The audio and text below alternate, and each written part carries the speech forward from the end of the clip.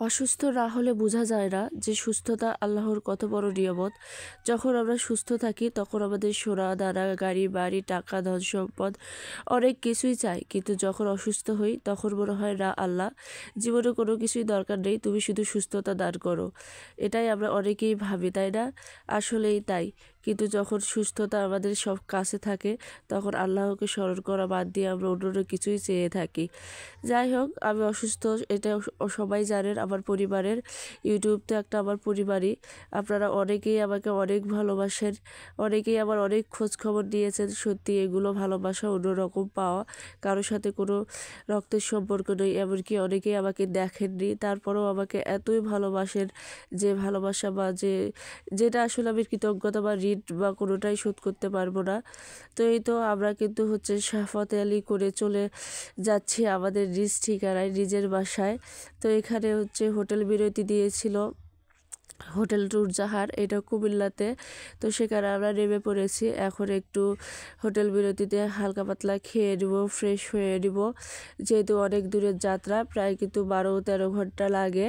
আর যদি জ্যাম হয় তাহলে তো কথাই নেই, একবারে কখন পৌঁছবো তার কোনো ঠিক ঠিকানা নেই।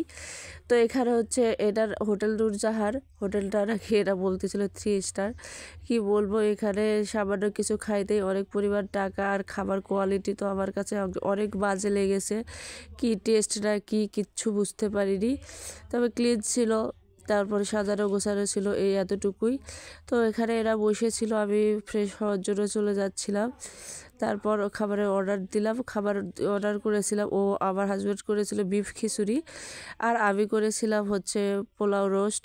তো বললো পোলাও হবে না, সাদা ভাত। পরে সাদা ভাতই নিলাম। আর ওই রোস্ট, কি বলবো, এটাকে রোস্ট বলে না কি বলে ছিঁড়তেই পারছিলাম না। রোস্ট কখনো এত শক্ত হয় আমার জানা ছিল না, মানে এমনভাবে ভেজে করেছে যেটা আর সেরাই যাচ্ছিল না। পরে ওইটাই কোনো রকম খেয়েছিলাম। আর মেধা তো এরকম খাবে না, ও গ্রিল বা এরকম খাবে। তো আর জার্নি করার সময় তো এসব খাওয়া যাবে না। আর এখানে অ্যাকোরিয়াম, তারপরে ফুলের টব, এগুলো দিয়ে একটু সাজানো গোছানো ছিল, তাই আমি ভিডিও করে একটু নিয়ে নিলাম। এখন হোটেল বিরতি আমাদের প্রায় শেষ, আমরাই শেষ যাত্রী যাদেরকে কিনা খুঁজতে এসেছিল। কারণ আসলে আমার ছোট বাচ্চা, ওকে খাওয়াইতে হয়েছে, আমরা খাইছি। আর ওয়াশরুমে কি বলবো, একসঙ্গে 6-7টা গাড়ি এসে দাঁড়িয়েছিল, সে কারণে সবাই এতটা ভিড় করেছিল যে ওখানেও সময় লেগেছে। পরে আমরা চলে আসলাম গাড়ির সামনে ওঠার জন্য। এখন গাড়িতে ভিতরে চলে যাব। এটা কিন্তু দ্বিতীয় যাত্রা বিরতি, মানে এটা ফুড ভিলেজ, শেরপুরে, বগুড়ার এখানে, মানে বগুড়া না, সিরাজগঞ্জের এখানে। তো আমি যেহেতু বাসের মধ্যে ভিডিও করতে পারিনি, যখন নামতেছিলাম তখনই ভিডিও করে নিচ্ছিলাম। তো ফুড ভিলেজেও আমরা ফ্রেশ হয়ে হালকা পাতলা নাস্তা করে নিব। আর আমি এতটাই অসুস্থ ছিলাম যে আমার পক্ষে চিরাং থাকা আর সম্ভব ছিল না। যেহেতু আমার হাজব্যান্ড জব করে, সে তো চাইলেও আমাকে সবসময় টেক কেয়ার করতে পারতেছিল না। আর একা থাকতে খুব প্রবলেম হচ্ছিল, আমি একা থাকতেই পারতেছিলাম না। আর আমার কি অসুস্থতা, এই সব নিয়ে আমি আরেকটা ভিডিওতে বলবো বিস্তারিত, কারণ এটা বলতে গেলে অনেক সময় লাগবে, অনেকটা বুঝিয়ে বলতে হবে। এই কারণে এই ভিডিওতে আর এটা বলতেছি না, শুধু আমি চলে আসাটা দরকার ছিল এটাই বললাম।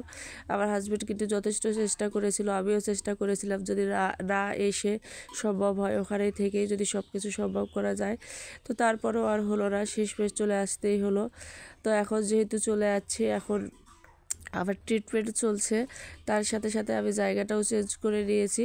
সেই ক্ষেত্রে দেখা যাবে আলহামদুলিল্লাহ হয়তো বা খুব তাড়াতাড়ি কিছুদিনের মধ্যে আমি সুস্থ হয়ে চলে আসবো সবার মাঝে, মানে চিটাগং চলে যাব। আমি তো ভাবিনি এত তাড়াতাড়ি ভিডিও দিব, কিন্তু আসলে এটাও একটা আমার প্রফেশন, যত কষ্ট হোক একটু করে দিতেই হবে। তো একটু করে আপনাদের সাথে শেয়ার করার চেষ্টা করছি। এই যে চলে এসেছি আমাদের নিজ বাড়ি, আমার শ্বশুর বাড়ি, আমার নিজের বাড়ি। শ্বশুর বাড়ি বলতে কি, তাই না, শ্বশুর বাড়িটাই তো নিজের বাড়ি, বিয়ের পর মেয়েদের তো এটাই নিজের বাড়ি হয়। তো এই যে চলে এসেছি, আপনাদের সাথে আমার শ্বশুর বাড়িটা একটু শেয়ার করে নেই, কারণ এটা অনেকেই আবার পরে বলবে যে একটু শেয়ার করেন, সেজন্য আমি নিজে থেকে আগেই শেয়ার করে নিলাম। আমার শ্বশুর বাড়িটা কিন্তু আমার খুব পছন্দের জায়গা। আমার শ্বশুর বাড়ি মানে পুরো বাড়িটা অনেকটা এরিয়া জুড়ে গাছপালা সব কিছু দিয়ে অনেক সুন্দর, বাসাটা আমার কাছে খুব ভালো লাগে। তো এই যে দেখেন এই পুরো বাসাটা, এত বড় একটা বাসা শুধু পুরো আমি আমি যেই পর্যন্ত ভিডিওতে ক্যামেরায় ক্যাপচার করেছি তার চেয়েও কিন্তু বিশাল এরিয়া, অতখানি ভিডিওতে রেডি। তো অনেক বড় জায়গা আর কি, পুরো বাসাটাই পড়ে থাকে, আমাদের কেউ সেভাবে থাকাই পড়ে না, অথচ কত টাকা ভাড়া দিয়ে বাহিরে থাকতে হয়। নিজের বাড়ি নিজের বাসার আলাদা একটা কিন্তু শান্তি, সব কিছু মিলায়।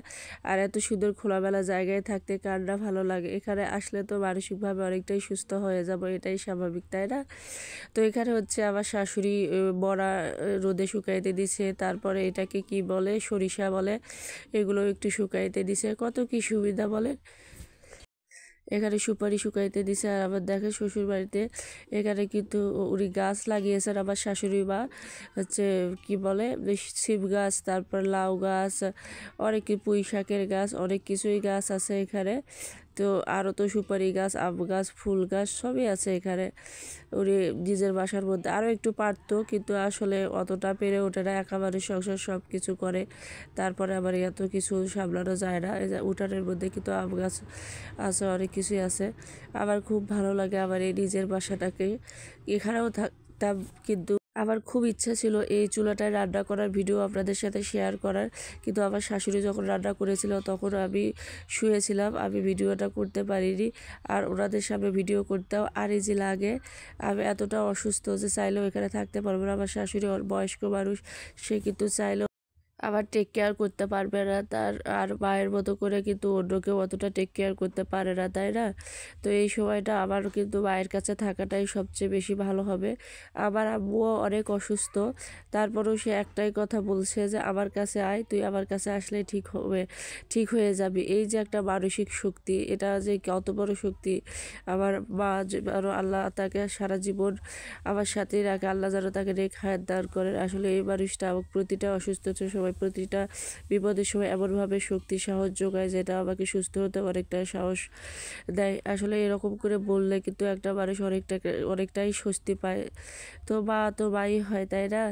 আর এখানে যে বেদা বাদাম খাচ্ছিল, ওখানে হচ্ছে ওর চাচু ওকে বাদাম দিয়েছে, তো এখানে বাদাম খাচ্ছে।